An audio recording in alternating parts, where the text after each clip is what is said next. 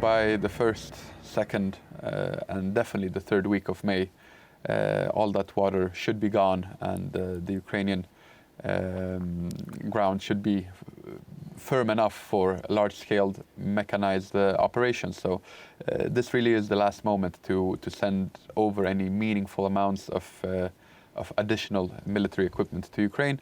The discussions with President Andrzej Duda will certainly be centered on that topic. Poland has taken this role as the main advocate, you could say, of Ukraine on the stage of world politics.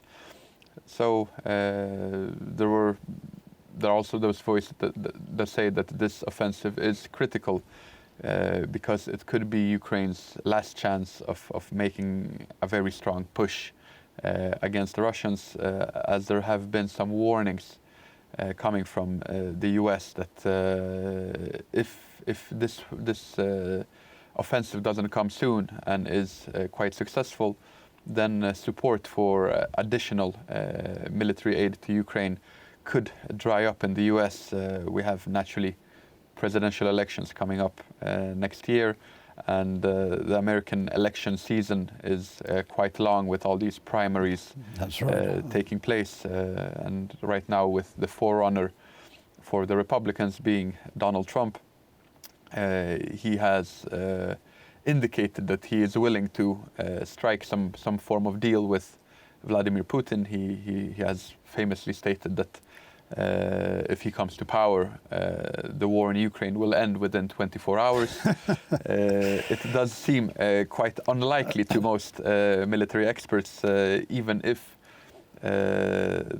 American aid for Ukraine would be withdrawn, the Ukrainians would naturally fight on, and they would still have allies in many countries. So,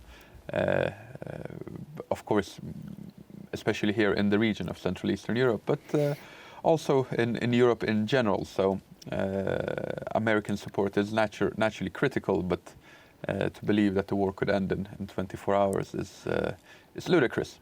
At the same time, the Democratic Party is much more on the side of sending more military aid to Ukraine.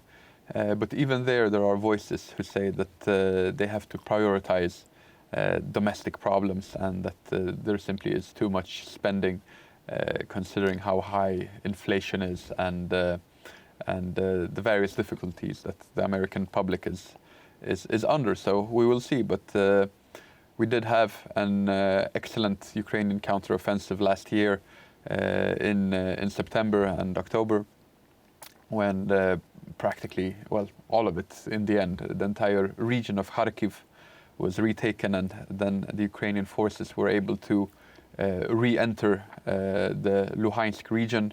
They also made advances in the Donetsk region, and they managed to clear the entire right bank of the Kherson region, getting all the way to the Dnipro River.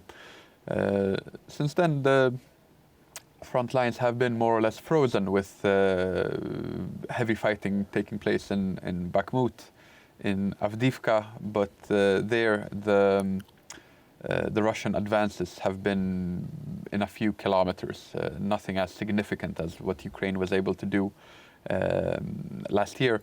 It's also worth remembering that in recent months, the US has been training the Ukrainian army in combined arms operations in Germany. So this is exactly the type of warfare that is needed for large-scale operations.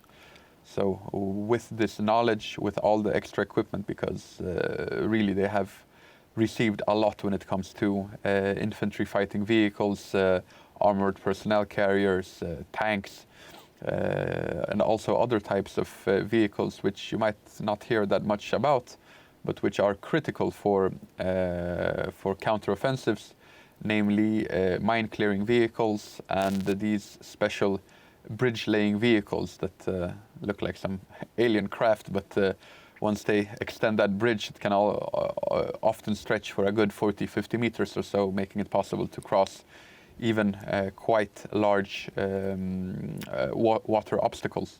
So Ukraine has received the equipment that is necessary. Now they have also received a couple of extra MiG-29 fighter jets, and more will be coming in the coming weeks and months. Adam, as usual, the clock has defeated us, so I'm going to have to ask you to pause there, but we will pick it up next time. There we are. I've had to interrupt Adam almost in mid-sentence, but fear not, if you join us next time on Poland Daily History, as we hope you will, we'll pick up the story. Until then, thank you for watching.